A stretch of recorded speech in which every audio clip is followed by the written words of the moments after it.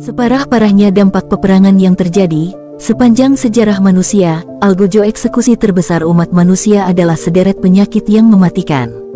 Dimulai dari kejadian Black Death di Eropa abad ke-14, atau perkembangan Ebola di daratan Afrika belakangan ini, hilangnya nyawa manusia, dan biaya pengobatan bagi penyembuhan masyarakat telah berada dalam skala yang sangat besar.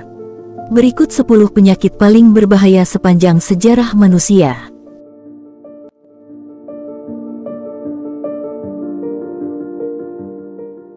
10. TBC. Kerap menyerang paru-paru. Penyakit ini disebarkan melalui air liur di udara.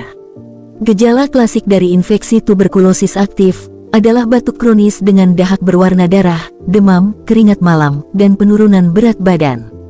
Saat ini beberapa perkiraan menyebutkan hampir sepertiga dari penduduk dunia memiliki masalah dengan beberapa bentuk TBC. 9. Influenza. Umumnya dikenal sebagai flu, influenza biasanya ditularkan melalui udara seperti TBC, tetapi kadang-kadang melalui kontak langsung dengan permukaan yang terkontaminasi. Karena virus dapat dinonaktifkan oleh sabun, mencuci tangan dengan sabun sesering mungkin dapat mengurangi risiko infeksi.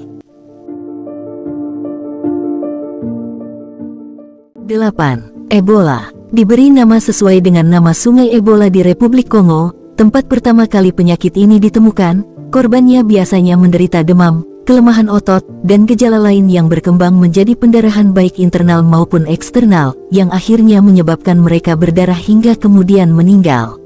Sayangnya, hingga saat ini belum ada pengobatan untuk penyakit Ebola ini.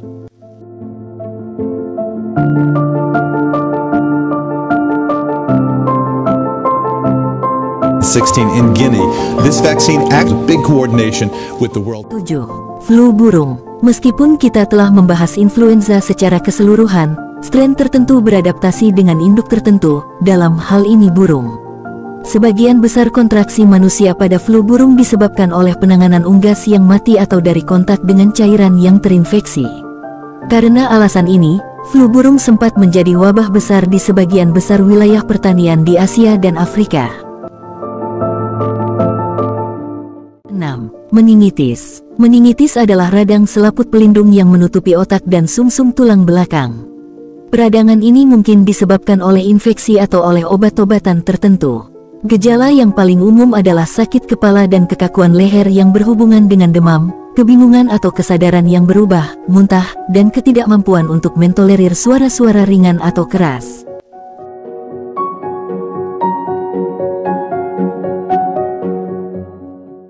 5. Raja Singa. Penyakit menular seksual ini diyakini menginfeksi sekitar 12 juta orang setiap tahunnya, dengan lebih dari 90% kasus terjadi di negara berkembang termasuk Indonesia.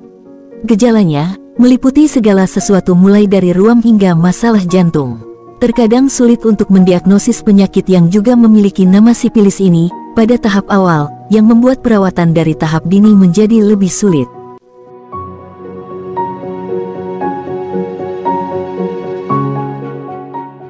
4. SARS. SARS adalah penyakit pernafasan berbasis virus yang mengintai manusia. Kasus penyakit ini terakhir kali diketahui terjadi pada Juni tahun 2003. Namun SARS tidak diklaim telah resmi diberantas, karena masih ada di reservoir inang alami dalam populasi hewan, yang sewaktu-waktu dapat kembali ke populasi manusia.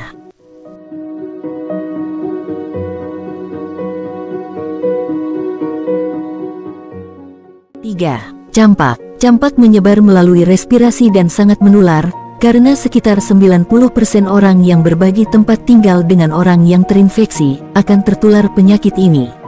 Meski sebagian besar pasien akan tetap dapat bertahan hidup usai menderita campak, komplikasi dengan penyakit lain cukup sering terjadi. Beberapa komplikasi diantaranya, termasuk bronkitis dan panensefalitis, yang dapat berpotensi mematikan. 2. HIV. Seperti yang telah diketahui banyak orang, HIV adalah virus yang dapat menyebabkan AIDS jika tidak secara rutin terus diperiksa. Penyakit menyebabkan kegagalan progresif dari sistem kekebalan tubuh dan memungkinkan infeksi dan kanker yang mengancam jiwa untuk terus berkembang. Sejak pertama kali ditemukan, AIDS telah menyebabkan lebih dari 30 juta kasus kematian.